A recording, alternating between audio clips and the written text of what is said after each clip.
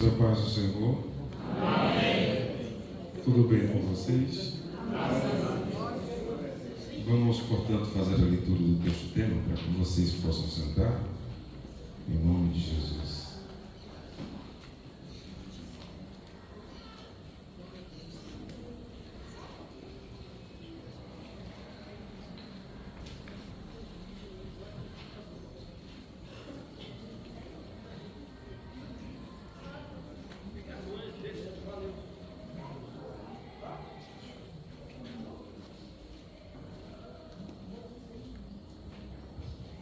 Tiago, capítulo 1, versículo 22.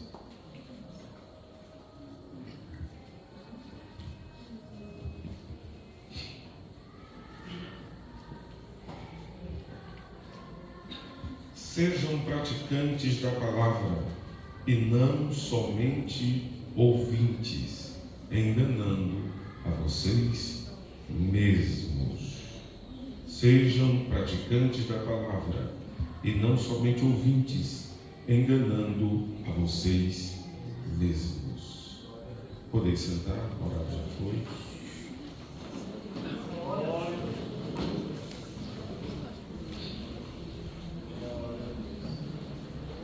Queridos, quero louvar a Deus mais uma vez por essa oportunidade, agradecer ao nosso querido pastor presidente, nosso pastor Francisco Fernandes, sua querida esposa, irmã Valmira, Deus abençoe, nosso querido pastor Gilberto Pereira, sua querida esposa, a irmã Maria Antônia, muito obrigado pelo carinho e a permissão de podermos aqui estar. Louvar a Deus pela a liderança, dos obreiros, o pastor Wallace, o pastor Denis, o presbítero Diego, o presbítero Eudes, meus amigos, a quem nós cultivamos uma amizade sincera. Louvar a Deus pela vida das irmãs, a Josiane, a irmã Deise, enfim, toda essa família linda que nós aprendemos a amar. Bem como todos os obreiros, todos os obreiros, os líderes que aqui estão. Deus abençoe a todos vocês em continuidade. Meus irmãos, nós ontem à noite, quem teve aqui ontem à noite? Glória a Deus. Quem não teve, só levante a mão quem não teve. Então, um bom número de pessoas não tiveram aqui ontem à noite. Ontem à noite nós falamos sobre este evangelho na prática, o evangelho vivo. Portanto, nós somos comissionados, advertidos a viver este evangelho na prática, este evangelho vivo, cumprindo, portanto, a palavra de Deus. Como falamos, nós não somos apenas ouvintes, nós somos, sobretudo, como cristãos, praticantes da palavra de Deus. Todos nós temos esta missão, esta incumbência de sermos cartas lidas, de termos uma vida pautada nos princípios da palavra e esta sendo vivida de forma cabal, de forma verdadeira, íntegra. E nós falamos sobre alguns pontos. Um deles, o primeiro ponto foi a obediência. Para sermos fiéis a Deus, na sua palavra, nós precisamos de obediência.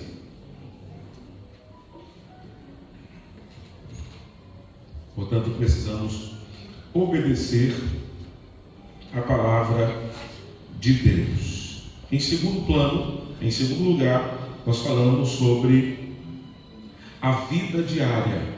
Obedecer a palavra, mas não obedecer apenas uma vez ou outra, de forma esporádica, não.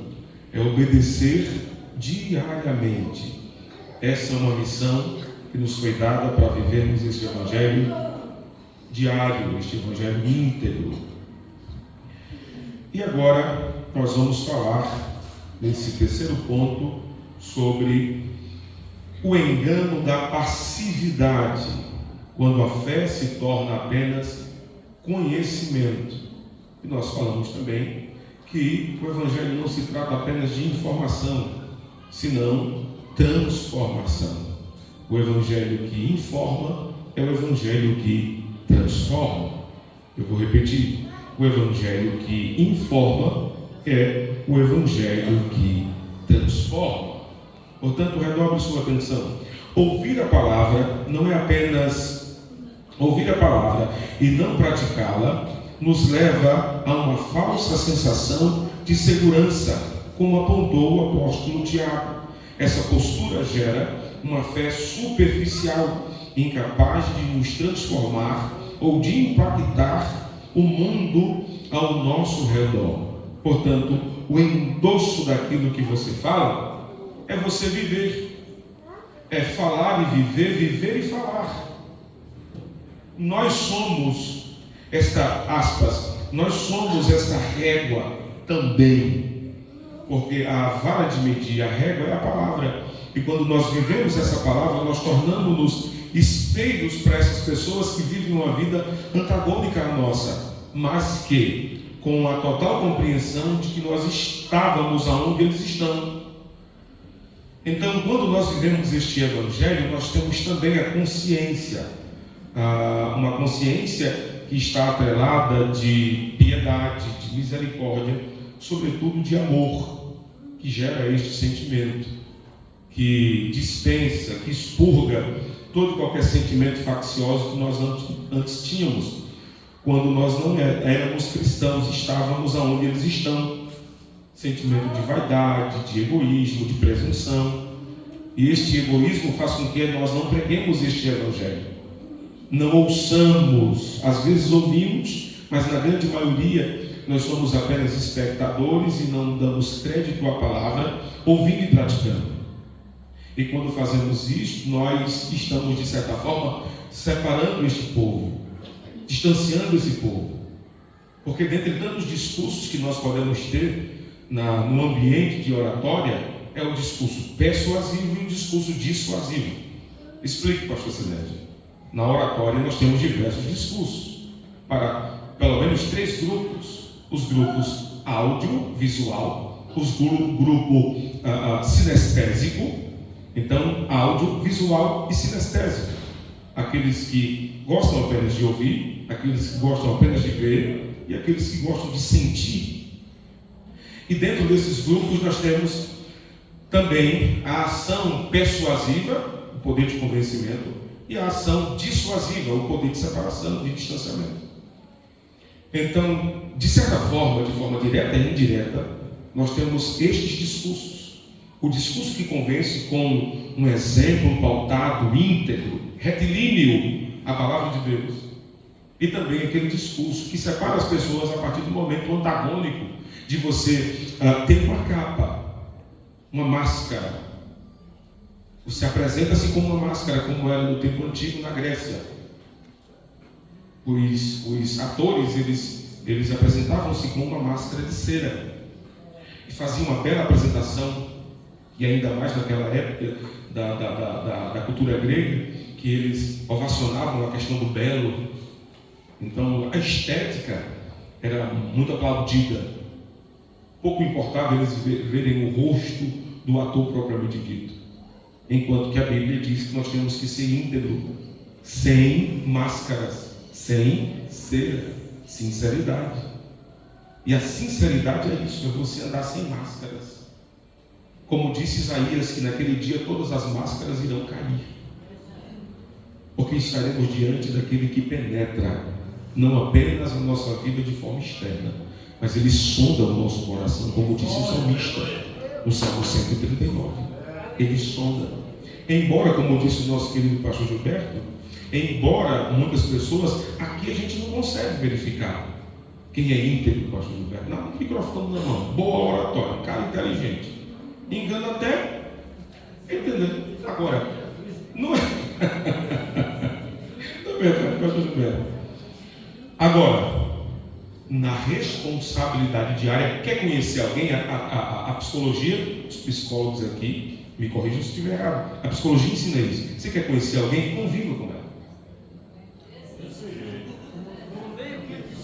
Pronto, como diz o paraibano, coma meio quilo de sá.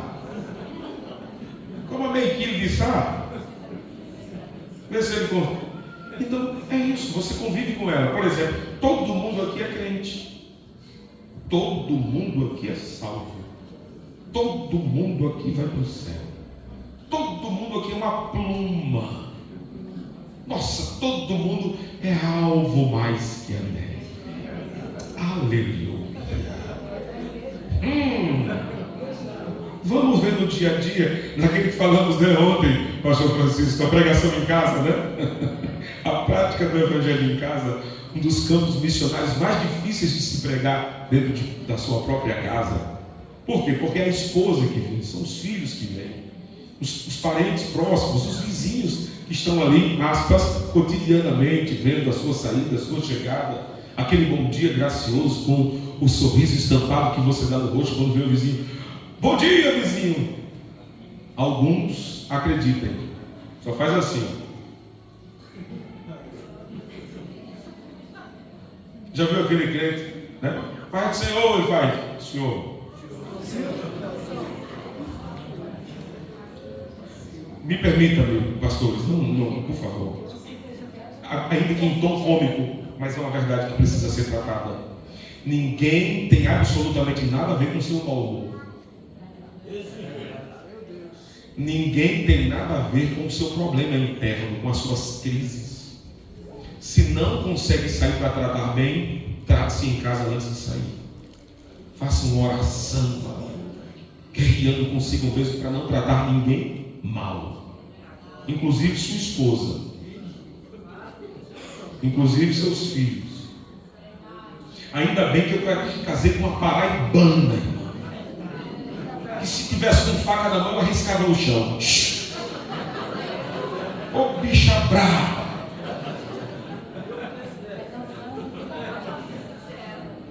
Tem hora que ela olha para mim e fala: você está pensando que eu tenho medo de você, galera? Eu digo: me respeito que eu sou pastor, rapaz. Ela fez, eu não casei com o pastor. Eu disse: é mesmo, né, minha filha? Tu casou com o pastor não, né? Ela me quebra. Mas verdade seja dita. Opa, sincera. Essa espiritualidade barata não nos dá o direito de fugir de nossa responsabilidade. Não, porque o Evangelho. Sim, o Evangelho diz que você toma vergonha na cara. Eu estou falando alguma coisa demais, gente? Opa, peraí. Evangelho é mudança de comportamento. A partir daqui, ó. É mudança de mente, é metanoia. Qualquer faculdade pode mudar o comportamento, pode influir. Agora, nenhuma faculdade se compara com o que a Bíblia faz, com o que o Evangelho prático faz. Muda as ideias. Muda o ponto de vista.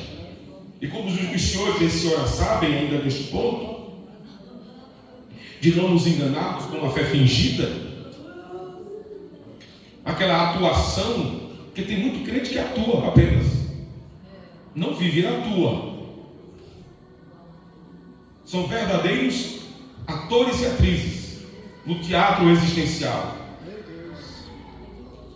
E atuam muito bem, por sinal. Estamos em uma escola bíblica, todos nós estamos aprendendo. É vida prática. Evangelho, irmãos, é vida prática. A nossa mente é a fábrica das atitudes. Diga comigo: a mente é a fábrica das atitudes. A faculdade da alma, elas são 3. As faculdades da alma são 3: intelecto, sensibilidade e volição, vontade. Aquilo que eu penso, eu sinto. O que eu sinto, agir, é questão de tempo. Eu vou repetir. Aquilo que eu penso, eu sinto. E aquilo que eu sinto, agir, pastor Francisco, é questão de tempo. Aí fica uma pergunta no ar. O que é que eu tenho pensado com frequência? Em que eu tenho pensado com frequência? Se você pensa no céu, você sente o céu. Se você sente o céu, você age de acordo com o céu. Atitudes. O que são atitudes? Atitudes são padrões de pensamentos formados ao longo de muito tempo, que quando posto em prática com certa regularidade, torna-se estilo de vida. Repita, pastor Sinésio. Atitudes são padrões de pensamentos formados ao longo de muito tempo, que quando posto em prática com certa regularidade, torna-se estilo de vida. Por que fulano faz isso com frequência? Estilo de vida. Pensamentos constantes. Por isso que Paulo advertiu os crentes em Filipe 4:8, que pensassem no céu. Tudo que é santo, puro, amável, de boa fama, se há alguma virtude, se há algum louvor. Nisso, corpo na terra, cabeça no céu. Diga comigo, corpo na terra, cabeça no céu. Eu preciso entender que eu sou do céu, mas estou na terra. Estou na terra, mas sou do céu. Então a mente tem que ser celestial. A mente tem que ser de Cristo, para vencermos este mundo. Como disse Spurgeon, se quisermos manter-nos de pé diante do mundo, precisamos estar de joelhos diante de Deus. Se quisermos manter-nos, e vou repetir, se quisermos manter-nos de pé diante do mundo, é necessário que estejamos de joelhos diante de Deus.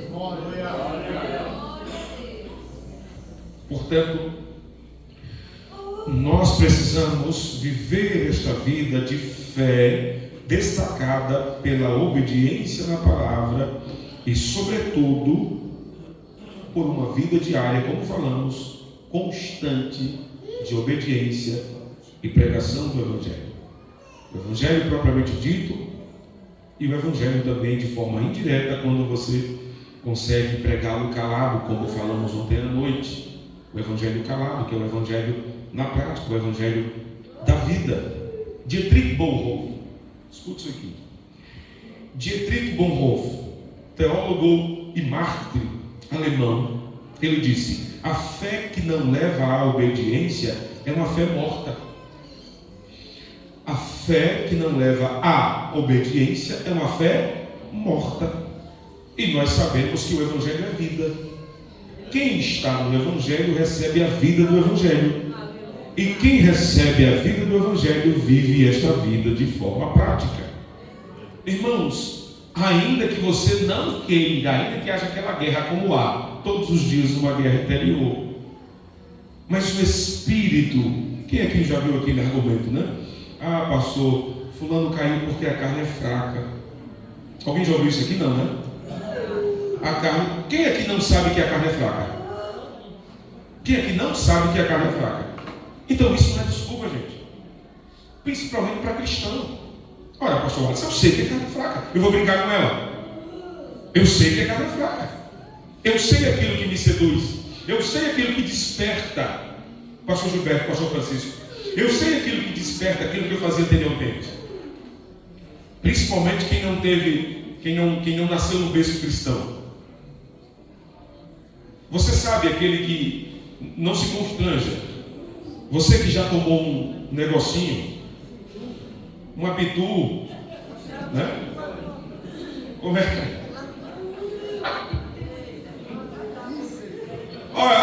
Gostei, pastor. Muito bem. E nossa querida, aqui não tem muito pitu, não. Pitu é mais do Nordeste. Você vê aquela rodinha como é o nome a Liga da Justiça, né? A Liga.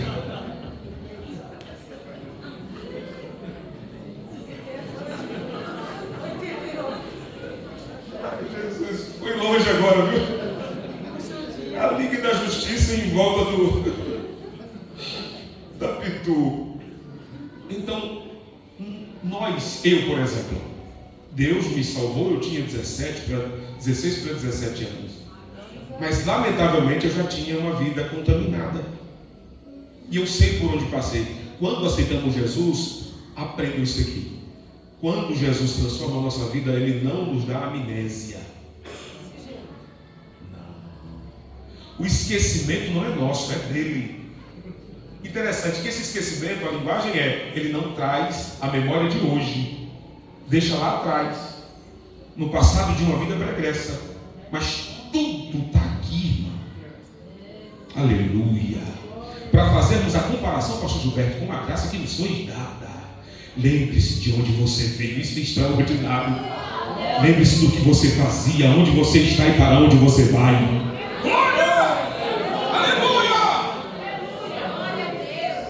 Quem era você em Sinésio? Que bom Espírito Santo. Que ele me lembra. Quem era você em Sinésio? Naquelas rodinhas em Sinésio. Eita, como você era em Sinésio. Hoje pregando o Evangelho, microfone na mão, falando da graça, nome escrito no livro da vida. Não se ensoberbeça, não seja egoísta. Lembre-se de onde você veio. Aleluia! Seja piedoso, seja misericordioso. Estenda a mão, pare de apontar o dedo. Aleluia! Evangelho prático na íntegra. Evangelho que estende a mão e não aponta o dedo.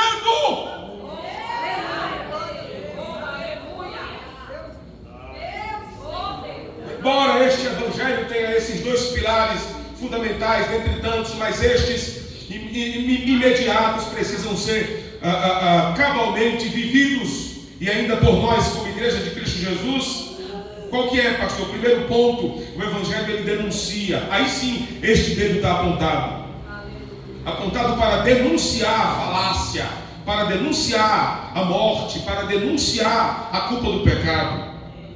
Mas o evangelho que denuncia é o evangelho que anuncia. Nessa sequência, o evangelho denuncia o pecado, mas anuncia a graça. Oh glória! Oh glória! Eu vou repetir: o evangelho denuncia o pecado, mas anuncia a graça. Pois aonde abundou o pecado, superabundou a graça. Aleluia! Bendito seja o nome do Cordeiro de Deus. Quarto, o evangelho prático, o testemunho que reflete a verdade de Cristo. Parece os mesmos pontos, mas eles têm umas divisões que quase não se separam. E interessante. E é isso mesmo, pastor. E é isso mesmo, igreja. A integridade da vida cristã, ela tem o seu peso, a sua grandiosidade, a sua integridade, de modo que nenhum desses pontos podem se afastar um do outro. Eles se conectam e têm que permanecer preservados. Portanto, nós precisamos ter um testemunho que reflita a glória. As pessoas têm que nos ver constantemente a partir das nossas atitudes, como falamos, que são padrões de pensamento. Escute isso aqui. Mas também elas precisam olhar para nós e ver o brilho de Cristo. Ver o brilho de Cristo. Eu me lembrei agora de um testemunho. Thomas Jefferson, presidente dos Estados Unidos, estava numa comitiva a cavalo, naquela época, né, lá na era medieval. Eles estavam a cavalo, indo para uma incursão, e a comitiva ali do presidente à frente, e tinha um camponês querendo atravessar um rio em tempo de seca. Os rios, eles transbordavam, e era muito difícil a passagem. Os cavalos conseguiam passar pela sua robustez. E aquele camponês viu que estava vindo aquela comitiva, ele não se deu conta que era uma comitiva presidencial, pelo desejo de querer atravessar aquele rio.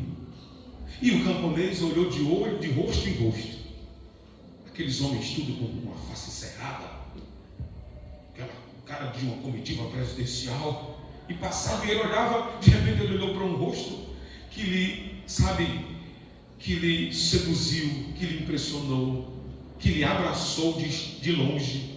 Ele disse: é esse aí. Ô senhor, o senhor me dá uma carona para eu atravessar esse rio? Claro. E aquele homem, que ele voltou-se para ele, estendeu a mão e colocou em sua garupa. E eles atravessaram. No outro lado do rio, a comitiva veio e cercou o cavalo. Quem era o cavalo? O cavalo de quem? O cavalo do presidente. Era o próprio Thomas Jefferson, presidente dos Estados Unidos, que deu a carona àquele rapaz. Já iam prender aquele camponês. Eles disse: não façam isso. E o chefe da comitiva, não sei, uma espécie de general, chegou para ele e perguntou: por que você fez isso? Por que você pediu carona ao presidente? Ele fez: porque eu olhei para todos os rostos de vocês, estavam tudo fechado. Quando eu olhei para o dele, era um rosto que me convidava. Aleluia. Louvado seja o nome do Senhor. Alguém entendeu alguma coisa? Será que quando o mundo olha para a gente, todo descabelado, todo, sabe, enfim, desfigurado pelo mundo, aí chega o pastor Sinésio: olha como eu estou. Gente, ainda que não seja, mas diga que eu estou bonitinho.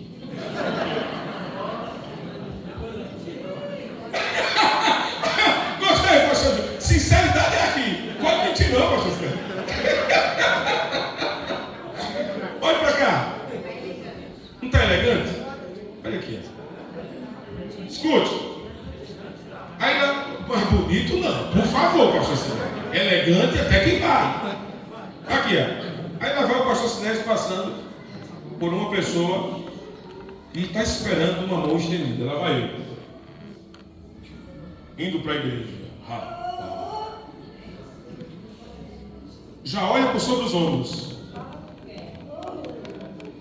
Não, e fala: Senhor, gente, não. Eu preciso rever os meus conceitos. Eu preciso fazer um alto.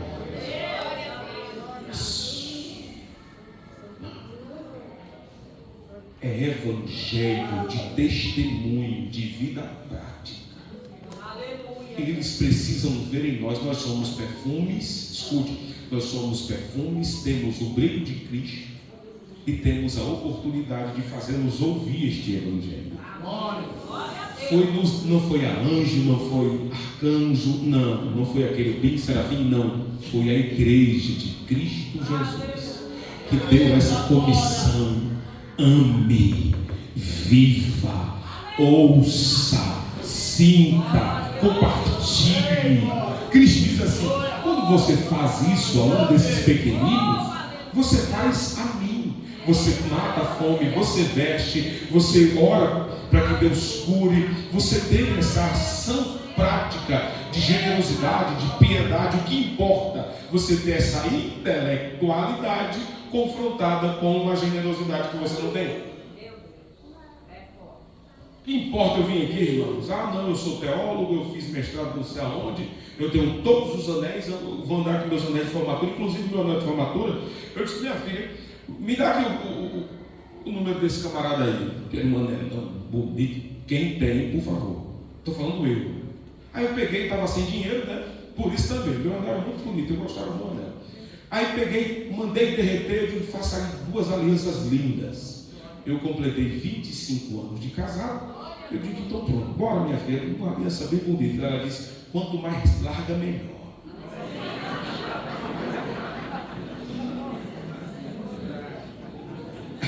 Eu disse: minha filha, deixa eu ver. Aí sim.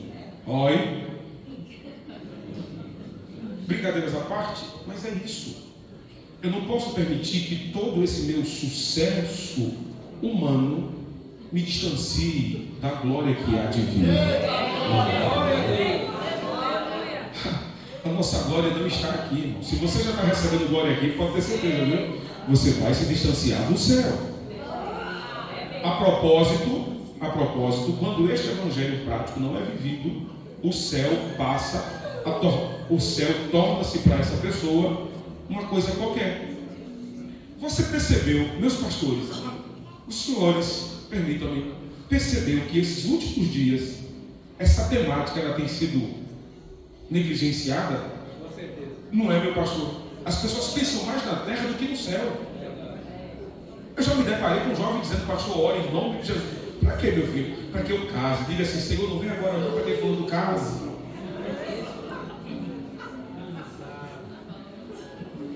O céu tornou-se uma coisa banal, uma coisazinha. Quem aqui tem, me permita a pergunta retórica, apenas para a gente quebrar um pouco mais o gelo? Quem aqui tem o desejo do céu? Mas, gente, esse desejo ele tem que ser cultivado todos os dias a partir do Evangelho prático. Se eu falei ontem, se eu deixo de ler a Bíblia, se eu deixo de viver a Bíblia, se eu deixo de orar, quanto mais eu deixo, quanto mais eu relego, tanto mais eu me torno mais e mais parecido com este mundo. Não há diferença alguma de um ímpio para um cristão. Isso é a falta do Evangelho prático. Nós estamos em uma escola bíblica. Precisamos sair daqui com a mente confrontada. Eu preciso rever os meus conceitos. Esse é o objetivo. Eu preciso voltar a pregar o Evangelho. Olhe-se no espelho, como disse nosso querido pastor, fazendo menção ao contexto. Olhe-se no espelho. Eles olhavam no espelho como latão. Porque como latão, o espelho como latão não vai mostrar a integridade daquilo que você precisa. Você olha e sai, sem atinar para mudança. Mas quando você olha na Bíblia, não. Ela não penetra apenas a superficialidade da sua vida. Ela vai no âmago do seu coração e declara: você precisa mudar.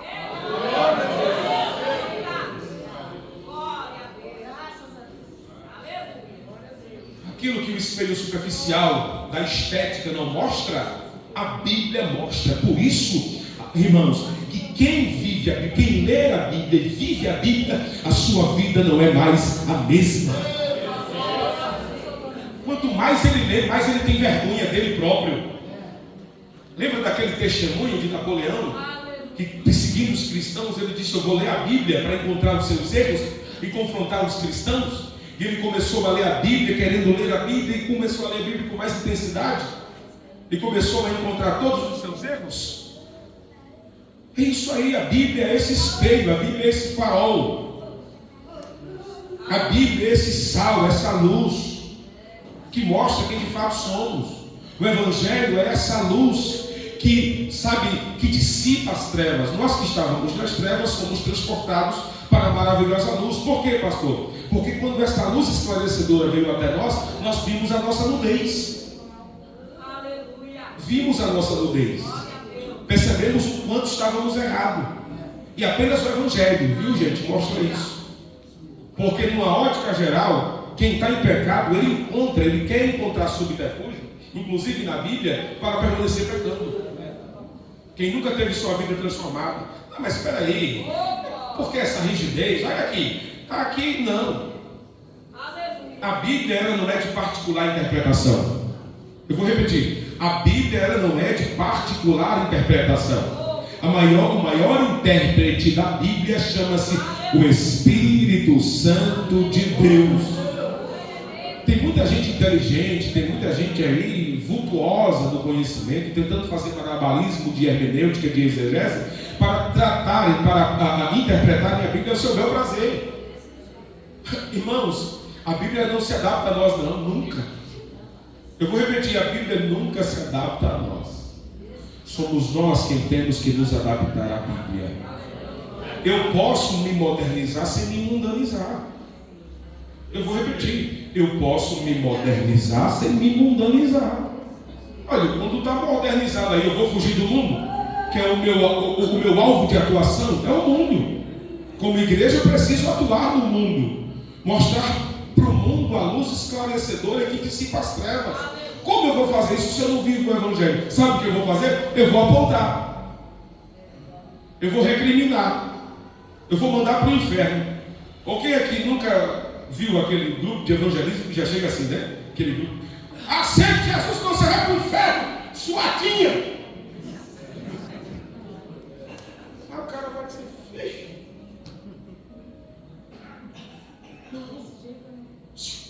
Não, calma. As com medo do inferno. As pessoas têm que vir a Jesus pela graça de Deus. Se você está na igreja com medo do inferno, está totalmente errado. Porque o amor de Cristo Jesus supera o temor do inferno. Aleluia! Nós não vamos para lá. Por que não vamos, pastor? Porque o amor gracioso de Deus nos alcançou, promovendo a necessária conversão para irmos para a glória em Cristo Jesus, por intermédio do seu Santo Espírito. Aleluia! Glória a Jesus! Que às vezes a gente percebe que tem os donos do céu. Já ouviram falar nos donos do céu? Os capatazes do céu, né, gente? Pedro era um deles. Pedro, eu acho que Pedro pensava assim: rapaz, eu vou ficar na porta do céu. Vou uma baita de uma espada desembanhada. Tu, vai não, vai para lá. Tu também não. Sai daqui, careca. Não, gente. Aí Jesus olha para ele, como falamos ontem, aí botou aquele dedão no rosto dele, dizendo assim: Pedro, olha o tempo que Pedro estava andando com Cristo. Pedro, você é um cara extraordinário, em outras palavras, mas você ainda não é convertido. Quando você se converter, coisas extraordinárias irão acontecer. Porque as pessoas pensam que estando do lado de Jesus são convertidas. Às vezes estão, mas não são. Eu vou repetir: estão, mas não são. Um ambiente como esse é um ambiente gostoso. Ah, pastor, eles mudaram apenas porque mudaram o ambiente é mais saudável. Alguns escondem suas práticas nocivas e mortais, diabólicas, porque estão nesse ambiente. Ou você pensa que isso aqui é conversa fiada de pregador? Isso é a pura realidade. Pessoas que se escondem no ambiente de igreja, mas as práticas permanecem as mesmas. Elas mudaram apenas de ambiente, mas não de práticas. Evocam a vida de filho, mas vivem como bastardos. Só a graça de Deus. Por quê, pastor? O que é que transforma? A Bíblia, Evangelho prático. Não se enganem. A salvação, o milagre da salvação é imediato, mas a transformação de um santo é a vida inteira. Repita, pastor Silésio. O milagre da salvação é imediato. Se Deus lhe salvar agora, você vai para o céu. Mas se não for agora, você tem que viver uma vida de santificação e pureza. É um ato contínuo, todos os dias, como a luz da aurora, brilhando, brilhando, brilhando, até ser dia perfeito. Enquanto não, estamos no estágio de santificação e aperfeiçoamento. É o grande dilema teológico do é e ainda não. Sou e ainda não. Por quê, pastor? As 3 fases da salvação: fui, sou e serei. Repita, pastor Silésio. Fui salvo, estou sendo salvo e serei salvo. Oh glória! Justificado, santificado e glorificado. Diga amém! Diga glória a Deus, rapaz! Evangelho é vida prática. Qual é a nossa face para este mundo? O que nós estamos refletindo? A nossa arrogância, a nossa prepotência, o nosso ensimesmamento, a nossa intolerância. Às vezes estamos tão distantes do mundo, como se não fôssemos tocar garças que não vão para o seu habitat. Já viu como a garça ela é tão branquinha, mas o seu pé na lama. Ei, pastor, ela faz de tudo. Ela tem vergonha, a garça. Ela tem vergonha de melar sua plumagem, mas ela tem um ambiente que ela precisa pescar. O pavão também. Bem bonito, mas esconde os pés, porque é feio. Nossa natureza é feia, meu. Bonito é aquele que está por sobre nós. A glória do ouro, a expressão da majestade de Deus. Diga comigo: eu sou a figura da madeira de acácia. E pastor, madeira de acácia dura. Gente, já vou concluir, viu? Passei de 10 minutos, né? Já vou concluir. A madeira de acácia, ela é dura, pastor Francisco. Dura, retorcida e cheia de nós. E pastor, a madeira de acácia foi a madeira que construiu a arca. A madeira de acácia, ela é a figura da nossa humanidade, mas ela foi revestida com ouro, lembra? Esse revestimento de ouro é a presença de Deus sobre as nossas vidas. Escuta, tem ouro? Tem, mas o seu interior, madeira de acácia. Diga comigo, eu tenho a graça de Deus na minha vida, mas também tenho uma natureza caída. Só a graça. Último ponto, para concluirmos.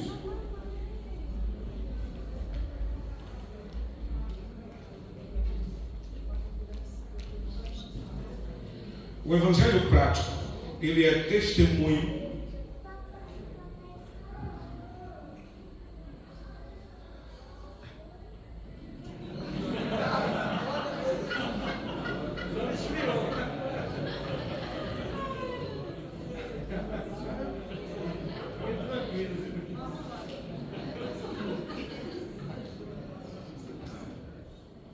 Querem que eu pregue mais uma hora, gente? Eita glória! Aleluia!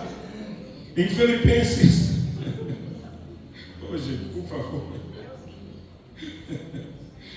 Em Filipenses 4:9, o apóstolo Paulo, ele exorta aquela igreja ali de Filipos: não apenas ouvirem, mas praticarem o que aprenderam, receberam e ouviram dele.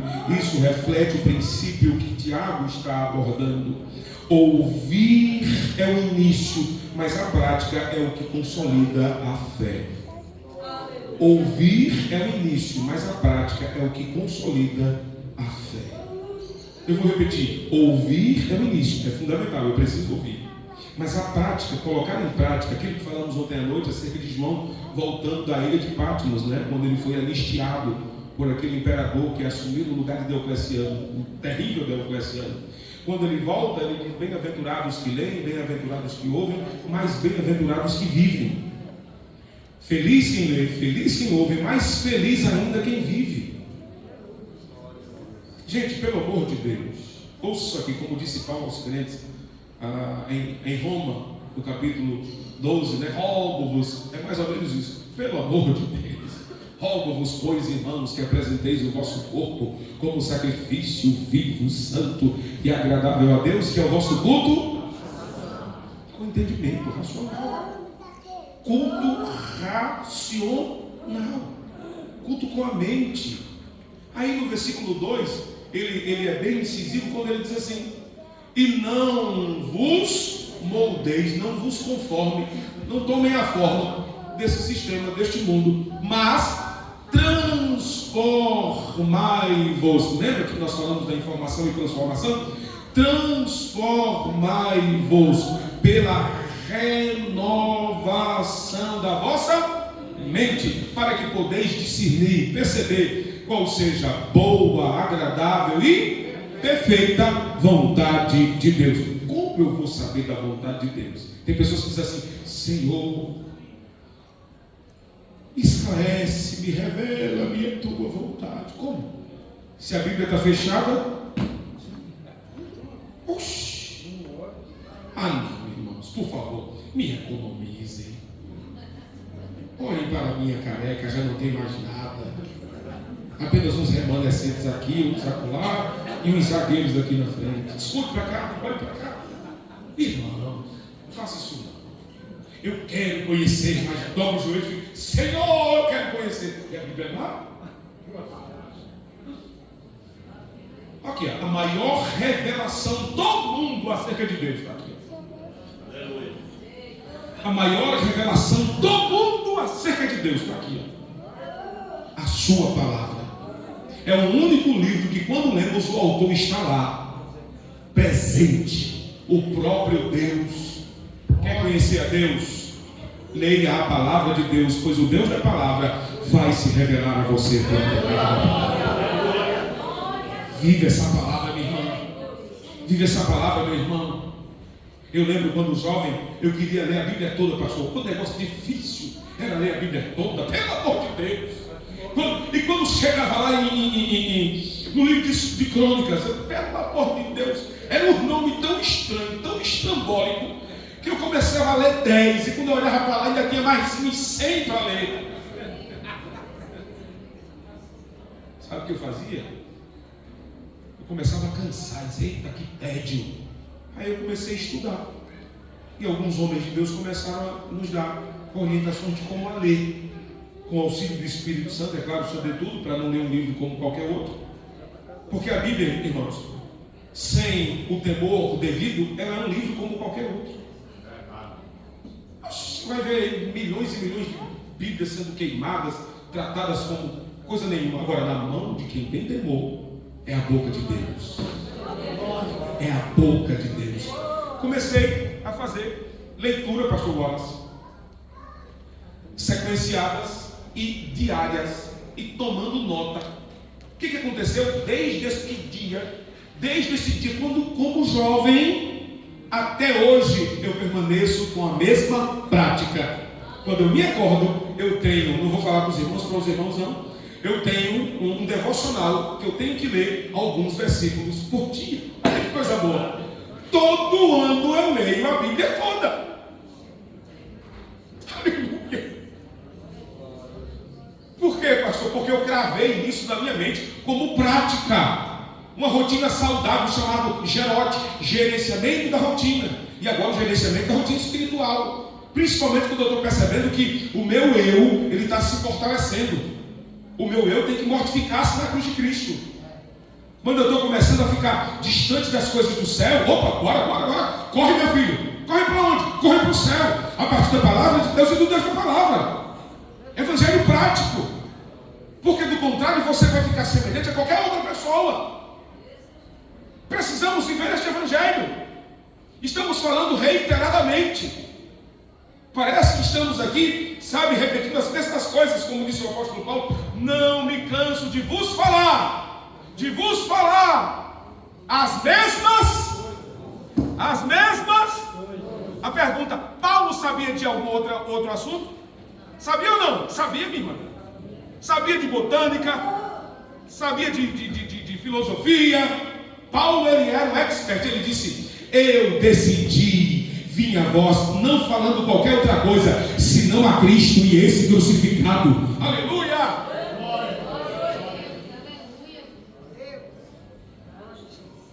Por que muitas rodas, pastor Wallace, a gente já não vê mais Cristo crucificado? Muitos assuntos a gente já não vê mais crente se omitindo. Passa o dia inteiro na repartição, sequer fala o nome de Cristo Jesus. Você não precisa estar na repartição pregando e distribuindo literatura. O que você precisa fazer então? Você precisa ter atitudes de um verdadeiro cristão, com muito cuidado, para que não gere desconforto, ainda que o evangelho cause esse desconforto para aqueles que não acreditam no evangelho. Para muitos essa luz é esclarecedora, que mostra a sua nudez, e eles, portanto, são resistentes, mas pouco importa. Para alguns, cheio de morte, para outros, cheio da vida eterna. Aleluia! O que não podemos é nos omitir. O que não podemos é nos enclausurar dentro do nosso mundinho de ensoberbecimento, de egoísmo, repito. Este evangelho tem que ser pregado. Nós somos o eco de Cristo Jesus aqui na terra. Nós somos a voz de Deus aqui na terra. Por favor, prometo não lhe cansar com isso. Desde ontem eu não falei, estou me empreendendo. Mas olhe para o seu irmão e diga para ele, você é a boca de Deus, rapaz. Você fale isso para você, nós somos boca de Deus. As pessoas precisam ouvir o evangelho. Aleluia, também digo eu. Deus poderoso. Aleluia. Tim Keller, saudoso, faleceu este ano. Tim Keller, um dos teólogos de tamanha envergadura da atualidade, ele disse o seguinte, ouça isso aqui: o cristianismo é mais do que apenas um sistema de crenças. O cristianismo é um estilo de vida. Eu vou repetir, o cristianismo é muito mais do que um sistema. de crenças. Ele é um estilo de vida. Lembra-se do que eu falei acerca das atitudes? Que são padrões de pensamentos? Que quando posto em prática com certa regularidade, torna-se estilo de vida. Então aquilo que você pensa com frequência, aquilo que você vive com frequência, é aquilo que você vai agir com frequência. Ah, pastor fulano só vive reclamando. Não sei se o pastor Francisco tem problema com isso aqui. Lá a gente sofre um tiquinho. Ou tem uns obreiros que só vivem reclamando. Nada tá bom. Mas reclama, rapaz. Eles esquecem que a reclamação é a irmã gêmea da murmuração. E quanto mais você murmura, seu tempo de deserto ele aumenta. Repita, pastor Silésio. Quanto mais você reclama, mais o tempo de deserto aumenta. Porque murmurar e reclamar são as mesmas coisas, são irmãs gêmeas. E a murmuração faz com que você negligencie o que Deus já fez, esqueça-se do que Deus já fez e subestime a sua ação. Quantas e quantas pessoas têm subestimado a ação de Deus? Ouça isso aqui é para mim e para você. Quantas e quantas pessoas têm subestimado a ação de Deus por não viver este evangelho? Como assim, pastor? Tem pessoas que só acreditam na manifestação de Deus se um anjo descer com aquelas asas bem grandes, arrancando suas tegas, virando sua cama e com aquela voz grossa dizendo: eu sou o anjo fulano de tal. Se não for assim, não é Deus. Oh, gente, pelo amor, por favor. Eu estou falando alguma coisa que você não sabe?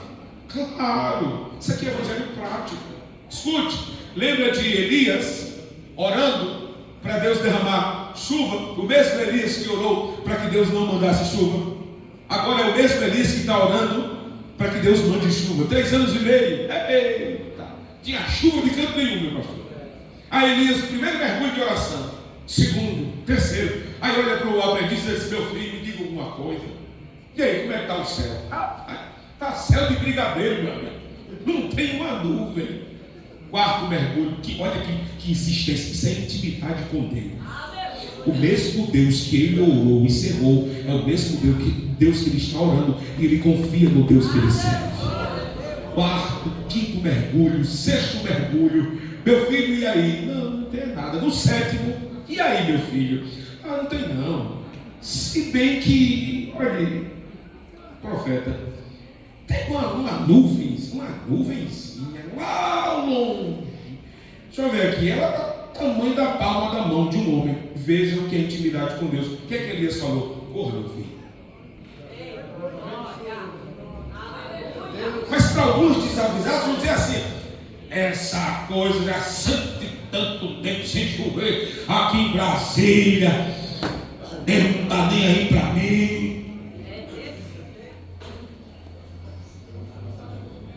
Será que eu estou falando alguma coisa demais, irmãos? Será? Evangelho prático, longanimidade e glória, fruto do Espírito. Aleluia. Diga: eu preciso. Elias disse: corre, meu filho. Correr para quê? Quando ele olha de novo, cadê a mão? Não era mais uma mão, era uma nuvem que tomou conta de todo o céu. Porque para ele não passava de uma mão, mas para Elias era sinal da resposta de Deus. Não subestime o dia das coisas pequenas, e isso só é visto a partir das lentes deste evangelho prático.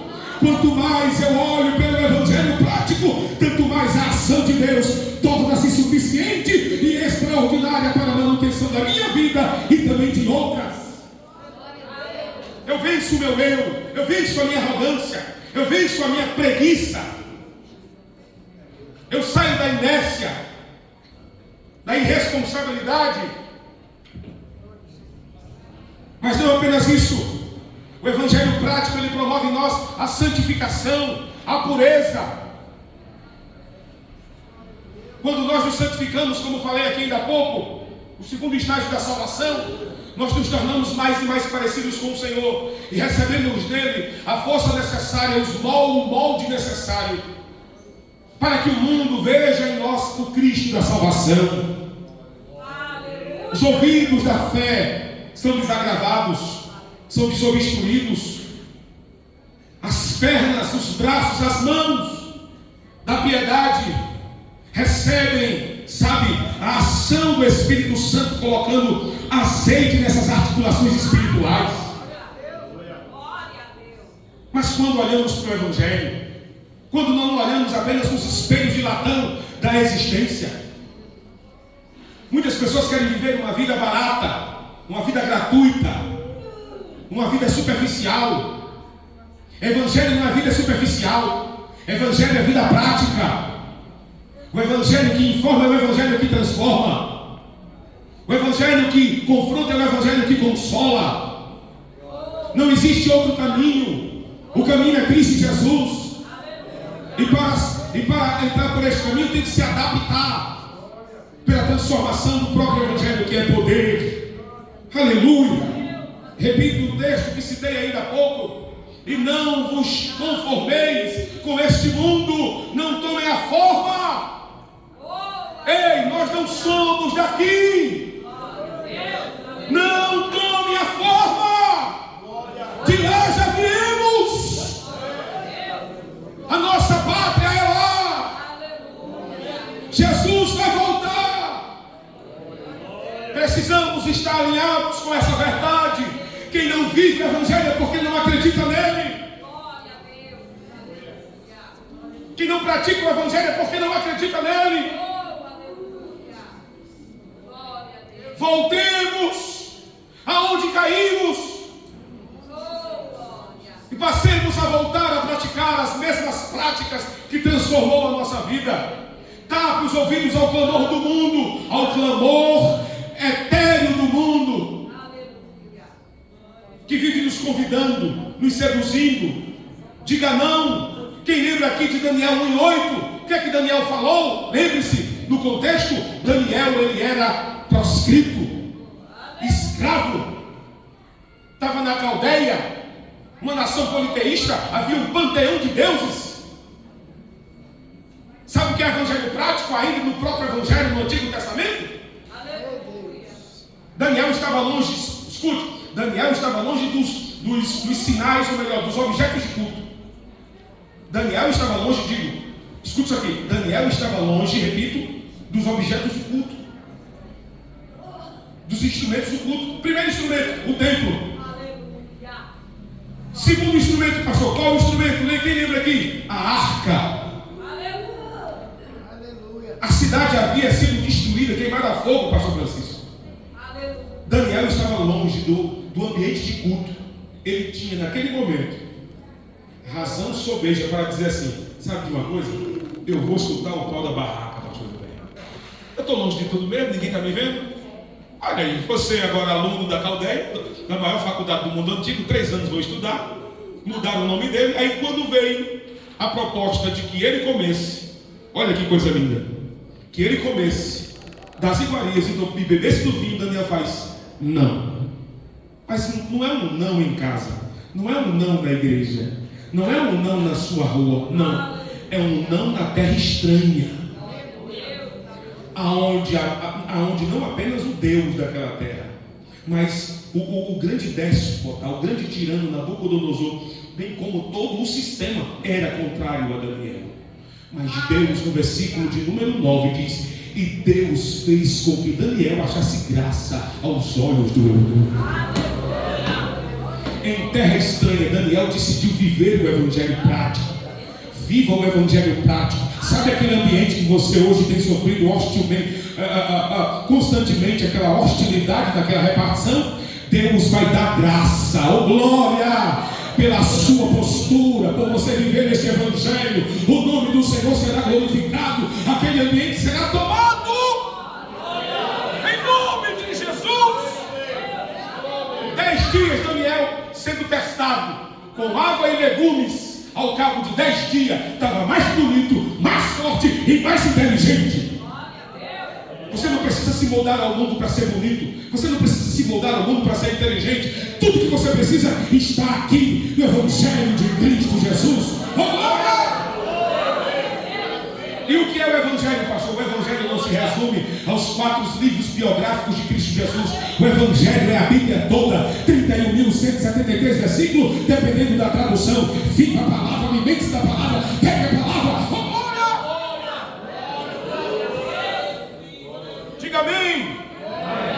Diga glória a Deus. Charles Swindoll, pastor e teólogo, escute o que ele falou. A transformação começa na mente e no coração, mas se manifesta em nossas ações. Como é que você conhece que uma pessoa foi transformada? Quando ela muda de vida. Ah, pastor, fulano nasceu de novo. E foi. Eu passei ali, rapaz, fulano estava agarrado com uma garrafa de pitu, não, né? Como o nome? De 51. E foi, quanto tempo já na igreja? Está 1 ano e meio. O que é que está faltando, gente? Libertação, nascer de novo, viver este evangelho prático. Escute isso aqui. Tinha uma irmã na igreja, não vou falar o nome dela. Ela até hoje está conosco. Primeiro ano, segundo ano, que uma coisa estranha. O Espírito testifica também. Sim, tem algum problema?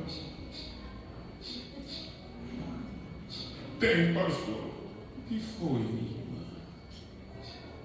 Eu não consigo largar o ardente do cigarro. Há 2 anos, na igreja, batizada nas águas, passou pelo discipulado, foi avisado. O que eu fiz? Me acabei. Comecei um trabalho de libertação com ela, para a glória de Deus. Eu não chutei ela. Ela precisava conhecer o Evangelho. Ter um encontro com Cristo. Aleluia. Hoje ela está lá, uma das auxiliares do círculo de oração, transformada e liberta pelo poder do Evangelho. Diga comigo, eu preciso viver este Evangelho prático para a glória de Deus Pai. Diga amém. Seja Deus louvado. Fique de pé, por favor.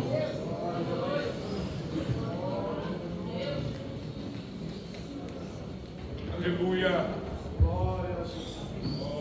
Louvado seja o nome do Senhor. Tiago 1:22 é um chamado à urgência do Evangelho para que vivamos o mesmo na íntegra, o Evangelho na prática, abandonando uma fé apenas teórica. O cristianismo que Tiago propõe é um cristianismo que age, que se manifesta em obras de amor, compaixão, misericórdia. Ele nos lembra que ouvir a palavra de Deus é apenas o início.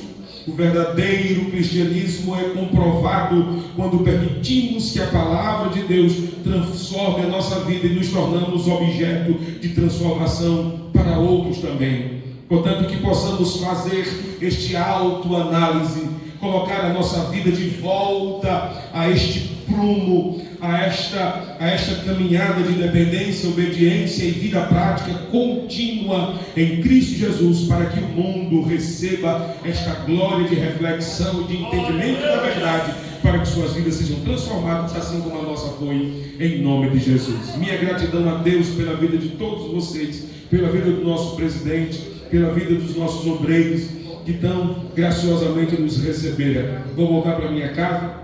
Orem. Na verdade, eu tenho mais 2 ou 3 agendas aqui, mas o nosso compromisso aqui hoje se encerra. E eu oro, rogo aos irmãos a oração pela nossa família, minha esposa Elisângela, minhas 2 filhas e meu filho, a Emanuele Sinésio, a Heloísa Sinésio e o Sinésio Neto. E agora a minha bebezinha de 1 ano e 7 meses, a minha netinha, a Valentina. Pensa numa menina sábia elétrica, irmão. Ela já se acorda. Digo, pelo amor de Deus, é saúde, glória a Jesus. Orem por minha netinha, em nome de Jesus. Vamos orar, concluindo a minha participação, e vou devolver o microfone. Pai, em nome de Jesus, muito obrigado pela tua presença em nosso meio. Obrigado pelo confronto da tua palavra.